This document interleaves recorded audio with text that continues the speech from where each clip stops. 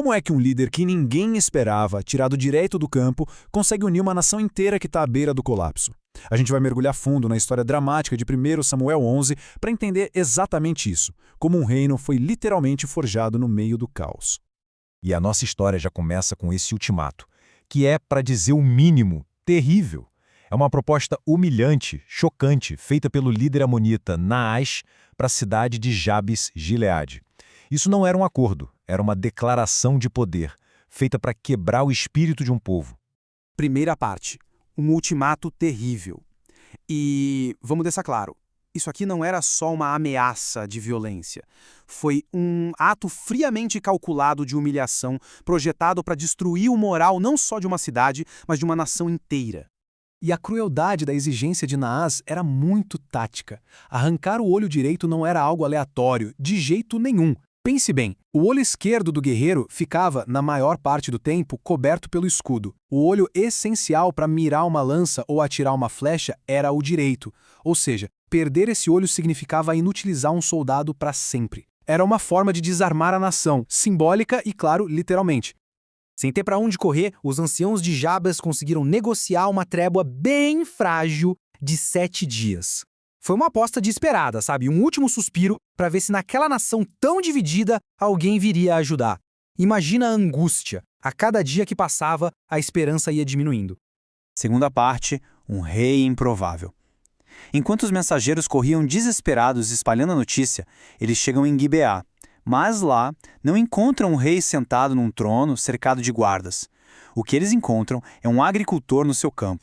O povo, ao ouvir as notícias, chorava de desespero. Mas o Saul, que estava voltando do trabalho no campo, ainda teve que perguntar por que todo mundo estava chorando. É isso mesmo. O líder recém-escolhido da nação nem sabia da crise que ameaçava o seu povo. Essa cena, aliás, captura perfeitamente o estado de Israel na época. Era um amontoado de tribos tão desorganizadas que os inimigos se sentiam totalmente à vontade para atacar. A aposta de Naás não era só militar, era uma aposta na desunião de Israel. Ele tinha certeza de que ninguém se mexeria. Terceira parte, o chamado do Espírito. É bem aqui que a história tem uma virada daquelas. Vamos ver como esse agricultor comum se transforma de repente num líder extraordinário, movido por algo muito maior que ele. E então, a faísca acende. As fontes fazem questão de dizer que a reação de Saul não foi só uma raiva comum. Foi uma fúria justa, impulsionada pelo Espírito de Deus. Algo mudou, fundamentalmente, naquele exato momento. A resposta de Saul foi visceral, simbólica e chocante. Ele pega as ferramentas da sua vida antiga, os seus bois de arado, e transforma elas num chamado de guerra. Ele estava, na prática, forjando uma identidade nacional a partir de um ato de violência calculada. A mensagem era brutal, mas impossível de ignorar. E não é que funcionou? Esse ato dramático fez o terror do Senhor cair sobre o povo, unindo instantaneamente uma nação que estava com medo e toda fragmentada. De repente, o medo individual de cada um se transformou em uma ação coletiva, unificada. Quarta parte, ataque ao amanhecer. Com a nação reunida em tempo recorde, Saul não perdeu tempo. Ele executou uma solução militar brilhante, totalmente baseada em velocidade e no elemento surpresa. Em Bezeque, ele juntou um exército gigantesco, 330 mil homens. Para uma nação que poucos dias antes estava completamente desarticulada, isso foi uma demonstração impressionante de unidade e de um propósito que acabava de nascer.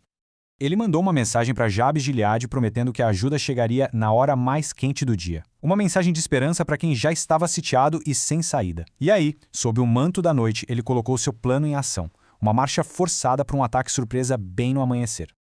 Saul atacou durante a vigília da manhã, o último e mais escuro turno da guarda da noite. Historicamente, esse era um momento muito significativo para livramentos divinos na história de Israel. E claro, era a hora em que os inimigos estavam mais vulneráveis. Ele pegou o exército amonita completamente desprevenido e, ao meio-dia, a batalha já estava vencida. A vitória foi tão, mas tão completa que os sobreviventes se dispersaram a ponto de não sobrarem nem 2 deles juntos. Foi a resposta definitiva à ameaça amonita e uma declaração poderosa da nova força de Israel. Quinta parte, forjado em misericórdia. Mas a vitória no campo de batalha foi só a primeira parte do teste de Saul como líder. O que ele faria em seguida, no momento do seu maior triunfo, seria tão importante quanto a própria batalha. Logo depois da vitória esmagadora, o povo eufórico começou a clamar por vingança contra aqueles que tinham duvidado de Saul. Esse era um momento perigoso, uma chance para ele consolidar o poder pelo medo. Mas Saul mostrou uma liderança de verdade ao escolher um caminho completamente diferente, o da misericórdia.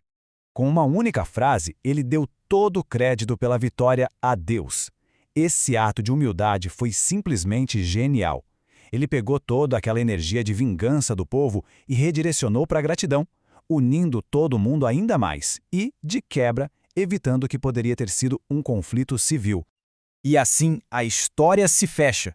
A liderança de Saul foi confirmada oficialmente e com muita festa por todo Israel em Gilgal, um lugar sagrado. Seu reinado agora estava solidificado não só pela escolha divina, mas por uma ação decisiva que provou seu valor na hora que mais importava. O primeiro grande teste de Saul revelou um líder fortalecido pelo espírito, mas também guiado pela misericórdia. E isso nos deixa com uma reflexão poderosa. Como é que um único momento de crise pode não apenas revelar o caráter de uma pessoa, mas forjar o destino de uma nação inteira?